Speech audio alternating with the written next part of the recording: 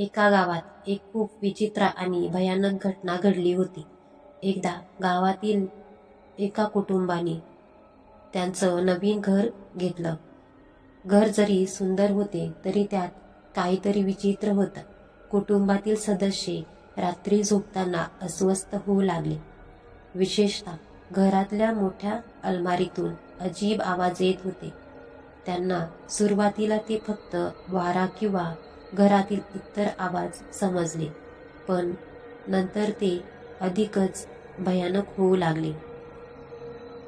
एका रात्री कुटुंबाच्या एका सदस्याने अलमारीच्या दिशेने चालून जाऊन तिथे काय आहे हे पाहण्याचा प्रयत्न केला.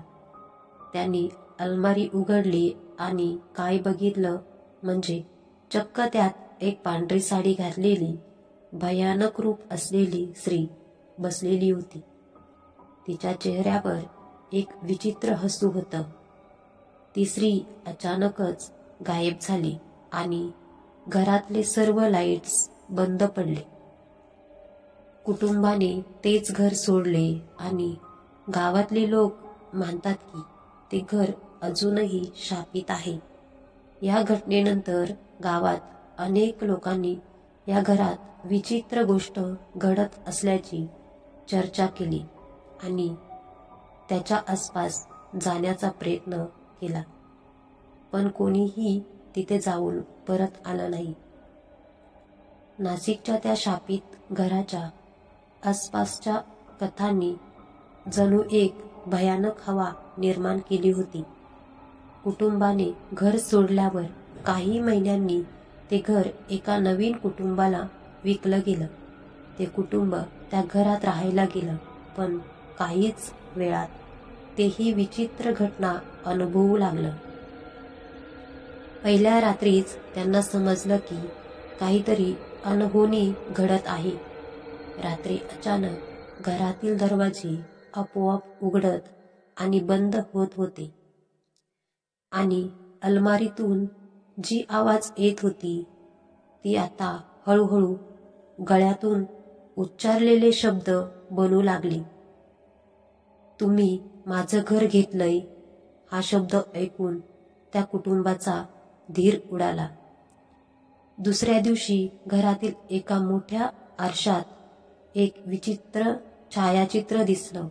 त्यात एक पांढरी साडी घातलेली स्त्री तिच्या पाठीवर उभा दिसत होती,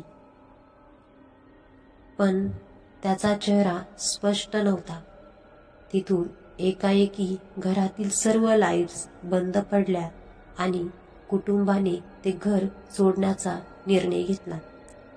त्याच रात्री घराजवळ एका जुने रहिवासी तिथे आले. त्यांना सांगितलं की या घराची जुनी कथा आहे. काही शतकांपूर्वी त्या घराच्या जागी एक मोठी हवेली होती. त्यात एक सुंदर पण खलनायक स्त्री राहत होती, जिने आपल्या काळात अनेक लोकांना वाईट प्रकारे संपवले. तिच्या मृत्यूनंतर तिचं भूत त्या हवेलीमध्ये बंदिस्त राहिलं आणि जसं त्या हवेलीला नाशिकच्या या घरात रूपांतर झालं तसं तिचं भूतही तिथे आलं. गावातील लोकांनी घराला भूतिया घर असं नामकरण केलं आणि ते घर सोडून गेलेले कुटुंब अजूनही त्या घटनांपासून मानसिकदृष्ट्या प्रभावित होऊन राहत आहेत. हे घर अजूनही तिथे उभा आहे, पण त्याची भयानक इतिहास त्याच्यासोबत कायमचा जळून राहिला आहे. काही लोक तिथे जाऊन रात्री त्या घरात जाऊन पाहण्याची धाडस करत असतात, पण त्यांना काहीच कधीच स्पष्टपणे मिळालं नाही. नाशिकच्या त्या भूताच्या घराची गोष्ट अजूनही गावात चर्चेत आहे. दुसऱ्या कुटुंबाने ते घर घेतल्यानंतर तेथे एक रहस्यमय आणि भयानक घटना घडली, जी कोणालाही भ्यायला लावणारी होती. ते कुटुंब समजतंय त्या घरात राहू लागलं. तसतसं त्यांना जसं समजलं की घरात काहीतरी भयंकर आहे. एक रात्री घराच्या अंगणात जाऊन कुटुंबांनी आवाज ऐकला. त्यांनी धाडस करून बाहेर जाऊन पाहिलं, पण काहीच दिसलं नाही. त्यानंतर दुसऱ्या दिवशी घरातील मोठी खिडकी आपोआप उघडली आणि बंद पडली. तर आणखी एक विचित्र घटना घडली. घरातल्या एका लहान मुलीला दररोज रात्री तिच्या पलंगावर कोणीतरी बसल्यासारखा अनुभव येऊ लागला. त्यावेळी तिच्या चांगल्या मित्रांनी सांगितले की ती जेव्हा झोपते तेव्हा घरातले अनोळखी आवाज ऐकू येतात. कुटुंबांच्या सदस्यांनी काही लोकांकडून ऐकलं की त्या घराच्या जागी एक जुनी शाळा होती. तिथे अनेक विद्यार्थ्यांना अत्याचार सहन करावे लागले होते. शाळेच्या एका शिक्षकाच्या खुनामुळे तो भाग शापित झाला. लोकांचं म्हणणं आहे की त्याच शिक्षकाचं भूत अजूनही त्या घरात वावरणार आहे. कुटुंबाने अत्यंत घाबरून ते घर सोडलं आणि एका स्थानिक पुराणवेदात तज्ज्ञांनी सांगितलं की त्या घराच्या भूतांचा शाप जोपर्यंत जाणार नाही तोपर्यंत त्याच्या इतिहासाची आणि त्या घराशी संबंधित प्रत्येक मृत्यूला शांती मिळणार एक विधी पार न केला जाईल. त्या घराबद्दलच्या आणखी एक विचित्र गोष्ट अशी की अनेक लोक त्या घराच्या आसपास जात असताना लोकांना वेगवेगळे भास होऊ लागले. एकतर अनेक लोकांनी त्या घराला भूताचा किल्ला असं नाव दिलं आणि तिथे जाऊन पाहण्याचं धाडस कधीच केलं नाही. नाशिकच्या त्या शापित घराची गोष्ट अजूनही गावात तसंच घडत राहिली. 2 कुटुंबांच्या नंतर तिथे काही वर्षांपासून कोणतंही कुटुंब स्थायिक होण्यास धजावत नव्हतं. पण एक दिवस एका शहरी व्यक्तीचा तिथे येण्याचा निर्णय घेतला. हा व्यक्ती नाशिकमधल्या इतर कथांपासून वेगळा होता, कारण त्यांनी अनेक भूतप्रेतांच्या कथा ऐकून आणि त्यात अनुभव घेतला होता. त्याला या घराचा शोध घ्यायचा होता.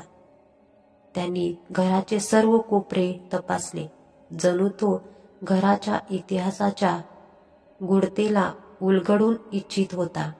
एक रात्री त्यांनी घराच्या आवारात एक विचित्र चंद्रप्रकाश पाहिला. तो प्रकाश नेहमीच्या चंद्रापेक्षा वेगळा होता आणि तो त्या घराच्या दरवाजाकडे आकर्षित करत होता. त्याच्या मनात काहीतरी अनोळखी उडालं, पण त्यांनी थांबायला नको असं ठरवलं. दरवाजाच्या आत प्रवेश करताच त्याला जणू भूतपूर्व काळात थांबलेलं वेळाचं अहसास झाला. घराच्या आतील तापमान अचानक खाली जाऊन थोडं दूर तर गडगडल्यासारखं जाणवलं. त्यांनी त्या भयानक जागी जाऊन एक अजीब वास देखील घेतला.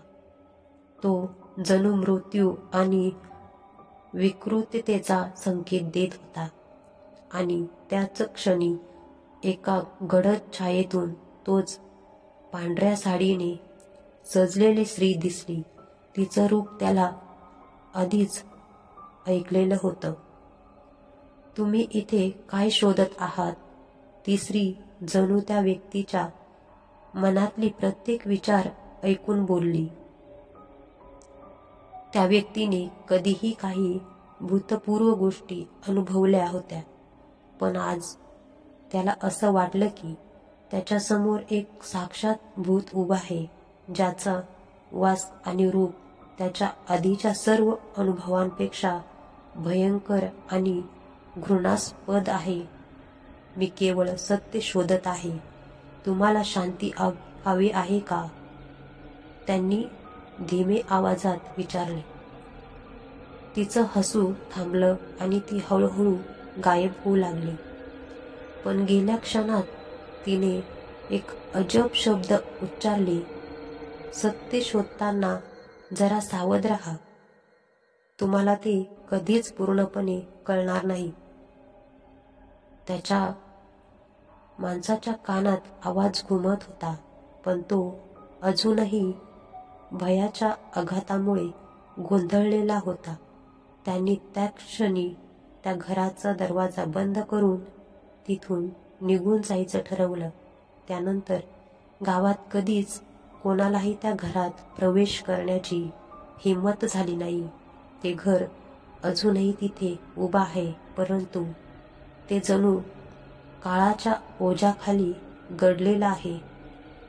लोक त्या घराबद्दल त्याच गोष्टी सांगतात, पण त्यातली खरी गोष्ट ती अदृश्य रहस्याची कधीही उलगडली नाही.